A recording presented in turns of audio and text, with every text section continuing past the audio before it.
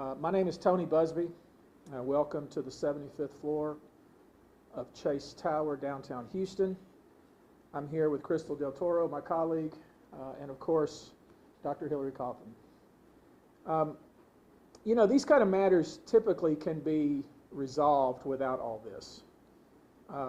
As an example, I recently represented a very high-level executive from a Fortune 500 company who had come across some very disturbing information, and he personally raised it with the CEO of the company.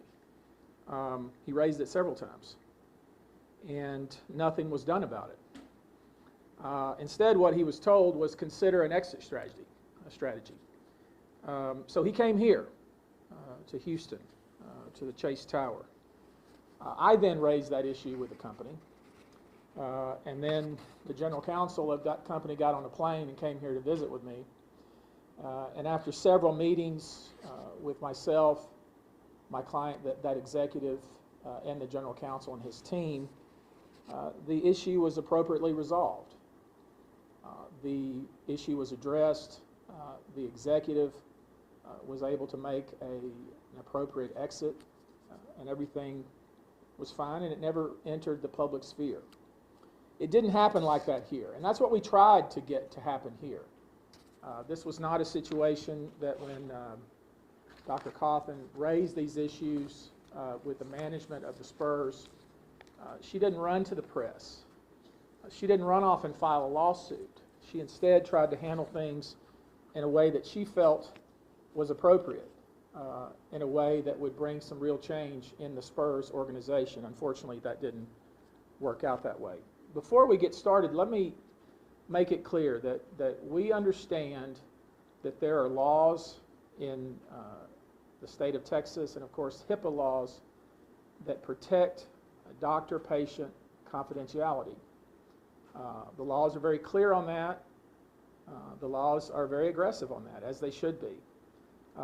We have consulted the licensing board to make sure that we don't run afoul of those laws and of those requirements.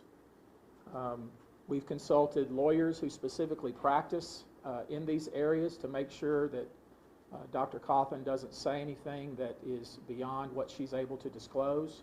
And I can tell you, and she'll tell you herself, she takes those laws and her ethical responsibilities very, very seriously. You know, she's got 5 degrees, she told me this morning. She's obviously very well credentialed, very well respected, and she wants to make sure that she does everything correctly. We've even been threatened. Some of you may have seen the letter that was sent to me yesterday from some lawyers from California, threatening me personally and threatening Dr. Coffon with disclosing anything that may have happened in these sessions. And you know, one of the things, there is no Hippocratic oath in the law practice, but I've always believed that as a lawyer, the first thing you should do is do no harm to your client.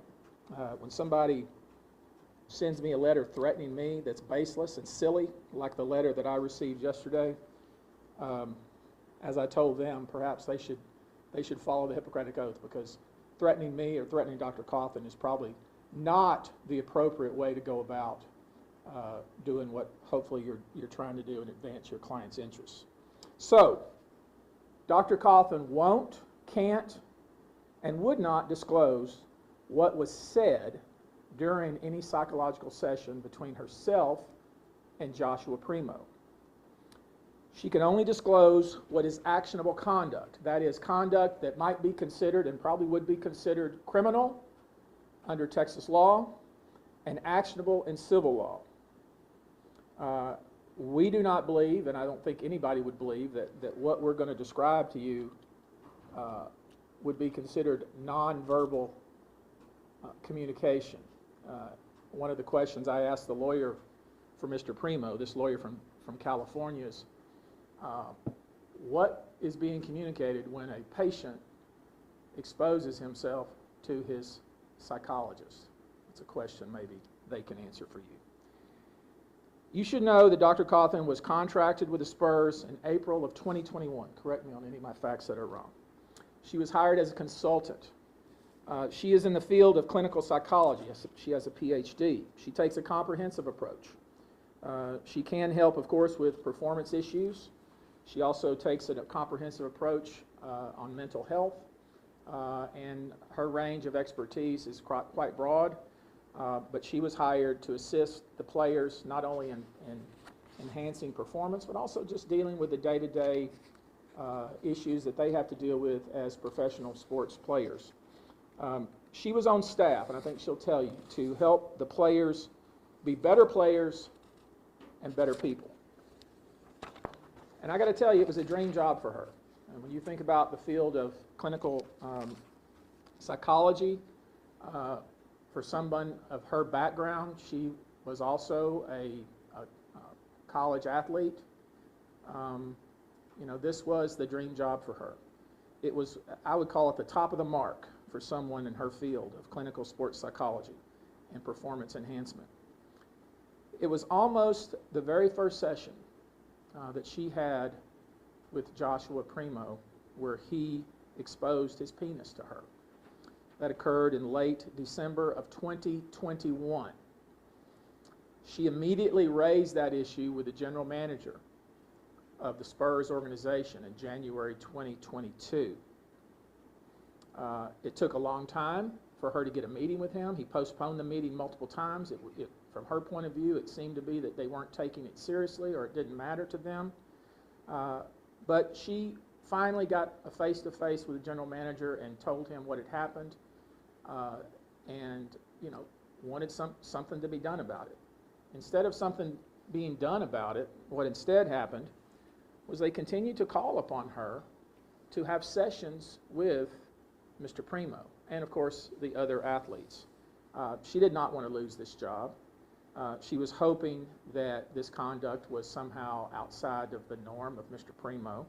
She was hoping it was a one-time thing, if you will, but unfortunately the conduct continued to occur and, in fact, escalated. She ultimately, without going into the details, and there's a lot of detail in the petition that was filed this morning in Bexar County, but without going into it here, ultimately she found ways to not have sessions with Mr. Primo and to avoid him. What I want to focus on this morning is the way in which the Spurs organization responded to her reports. As I've already said, the general manager did his best to avoid a meeting with her, but when he did have a meeting with her, he assured her that there would be an investigation, that there would be a written report. He called it a write-up. He assured her that Primo would be, the issue would be addressed with him, that he would be counseled, the conduct specifically would be addressed, and that there would be consequences. None of that occurred. In fact, his conduct wasn't restricted in any way. Instead, what happened was Dr. Coffon's activities were restricted. At one point, she was told, you can just work from home. At another point, she was told, you don't need to come to the facilities anymore. Just work from home. And it's okay if you don't come to the facilities. In multiple meetings with the assistant general counsel and the head of human resources for the Spurs organization, at one point they told her, which is ridiculous on its face, but they told her they wanted to do what they called a facilitated discussion with Dr. Coffon and Joshua Primo so they could figure out what it was that was compelling him to expose himself to her.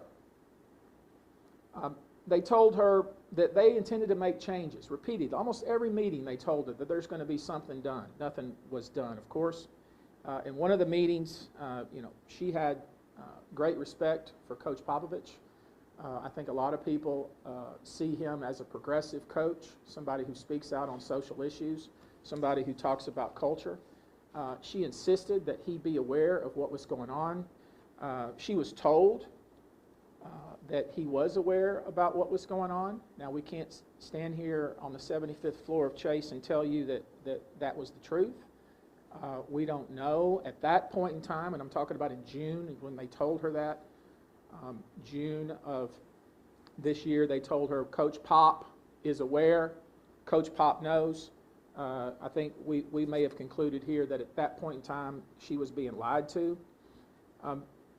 Ultimately, what they told Dr. Coffon, instead of doing something with the player, what they did instead was tell her to, quote, sit it out, is what they told her. And then in July, when the team went to Las Vegas for some events for the 2022 summer season, they told her she didn't need to attend, she didn't need to travel with the team, although typically she would have. And then ultimately she was told, and I think this is kind of the most ridiculous thing she was told, they told her that they, that is the administration of the Spurs, and the team itself had lost trust in her. And as she sat at home, apparently, and this is from reports because we had no involvement in any of this, but apparently as she sat at home, Mr. Primo, it's been reported, did it again in Vegas. Her contract came up for renewal in August. They chose not to renew her contract. And I guess nothing ever would have been done about this. We had been, by this point, she had contacted this office, had contacted the lawyers for not only Mr. Primo, but also the Spurs organization. We had had multiple conversations about meetings that we were going to have. We were resolved, again, to keep this quiet, not to put this into the public sphere, and try to see if we could figure out a way to put changes in place so this type of thing wouldn't happen again, and also make sure that there was never any suggestion that she left because of anything she did. But apparently, more than a week ago in Minnesota, the conduct occurred again. And it was that conduct, I think, that precipitated Mr. Primo being released from the team. And so at that point, after more than 10 months knowing about this conduct, after the general manager knowing about it, the general counsel, the deputy general counsel, and the head of HR, after 10 months, they finally released Joshua Primo. And I guess to add insult to injury, the statements, the public statements that the Spurs made, and the statement made by Mr. Primo are complete farces, a complete whitewash, and do not reflect actually what happened here. At the Spurs organization, they like to say that this is bigger than basketball, is what they say. They say their tenets are respect, care, and integrity. You'll see that on their website. You'll see that in some of their public statements. They say it's respect, care, and integrity, and of course, as you can see, they failed on all counts. We filed suit this morning against the San Antonio Spurs organization. We filed that case in San Antonio and Bexar County. We also filed suit against Mr. Primo himself. Josh Primo's conduct is obviously well outside the bounds of what is normal or is acceptable. His conduct shocks the conscience. I would also say that the Spurs' conduct and the way they handled this matter was egregious and absolutely unreasonable. We've also had contact, and the truth is they reached out to us once this story broke. We've had contact with the authorities of Bexar County and San Antonio. There will be a criminal complaint filed for multiple counts of indecent exposure against Mr. Primo, and we expect the authorities to prosecute. We expect them to prosecute. To the extent she is able to as a licensed professional, Dr. Coffon will participate in those proceedings. This came public because someone in the Spurs leaked the reasons for Josh Primo's departure, because we never said a word. In fact, this is the first time we've said anything about his conduct. To resolve this matter is going to require some change. There's going to have to be some protocols put in place at the San Antonio Spurs organization for reporting and dealing with, in an appropriate way, this type of behavior. Organizations can no longer choose what they call their assets, that is, players like Mr. Primo, over people. Hiding conduct like this isn't acceptable. Sweeping conduct like this under the rug won't be tolerated. Dr. Coffon wants to be a catalyst for the change that is needed in professional sports. She has had an outpouring of support since this story became public. She tried to do things the right way. The Spurs, of course, took a different approach. And despite the expected criticism that we expect to happen, and it happens in every one of these types of cases, criticism from fans and naysayers and what I like to call, these tough guys behind their keyboards in their basements, she knows that coming out and speaking out for change and standing up is the right thing to do. She wants to be a part of that change. No one is more qualified than her to help make that change. I want to say this too. I'm calling upon anyone who has been a victim of Joshua Primo to contact us. We want to hear from you. Also, anyone who has information that might assist us, we want to hear from you. We intend, as we have done in the past, to do a very detailed deep dive on Mr. Primo and the Spurs organization. And we're going to make sure that everything that's been previously swept under the rug is made public. Now, it's a great honor for me to introduce to you Dr. Hillary Coffon. She has a statement she would like to make. I will come back after she's made her statement with some closing remarks, and then we'll take a few questions. Doctor?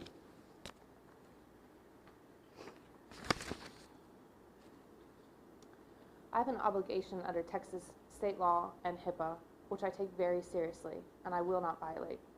I am disheartened to be standing here sharing the events of my story, but I'm also very humbled and honored to have the place to share words that others may have not been able to. I'm a clinical sports psychologist. I'm a mother of 4 wonderful daughters. I'm a woman, and I am a victim. I am many things, but I'm not alone in the fight to do the right thing. The right thing is saying, no, this is not okay, to hold people accountable, to make systemic change, and to protect those that suffer in silence. The right thing is also saying, I'm sorry, I have failed you, and we need to do better.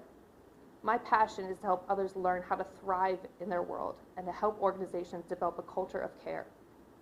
The organization I worked for has failed me. And in turn, I failed those around me when I wanted to make change.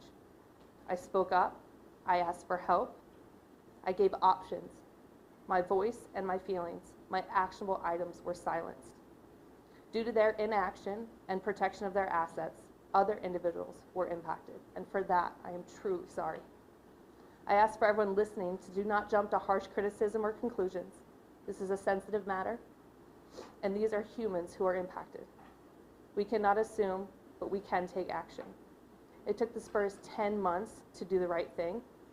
That's too long. My hope is that all who hear can learn from this. I hope through this I can be an agent for change. It's never too late for us to change and to be better. Thank you.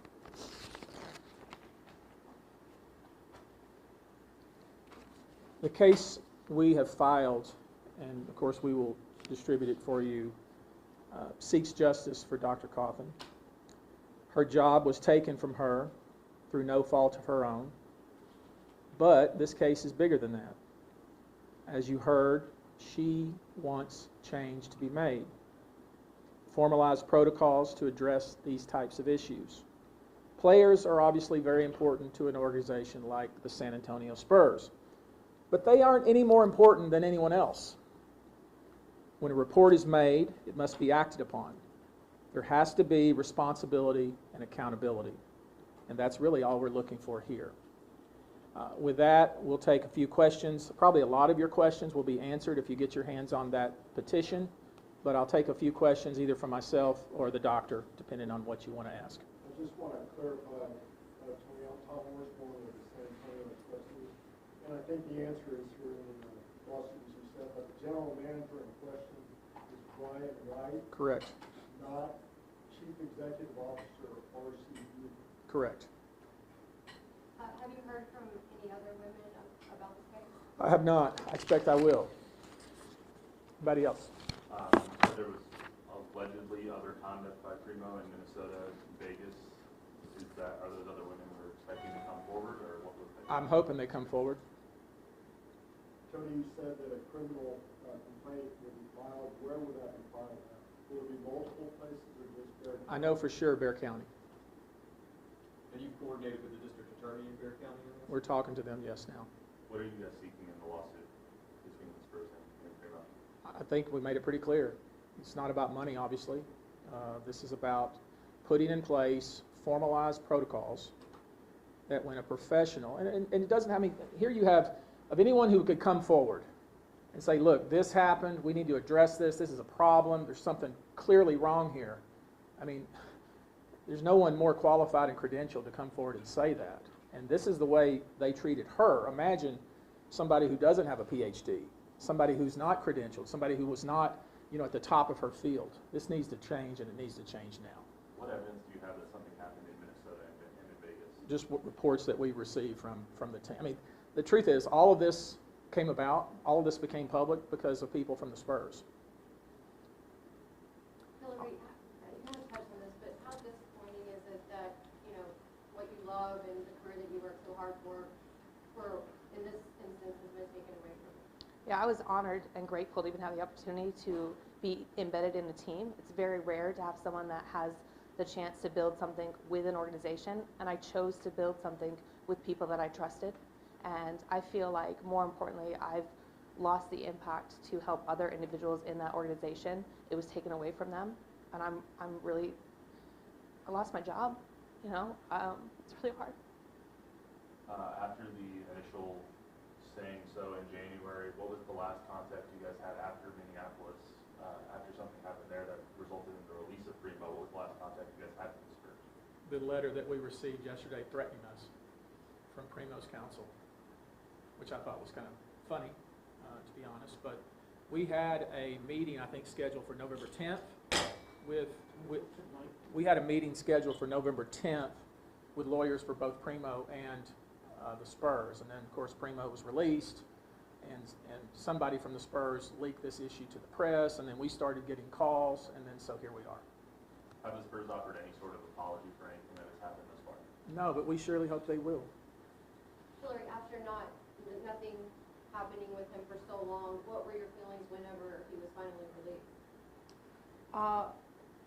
Mixed emotions. I mean, I'm glad that action has been had.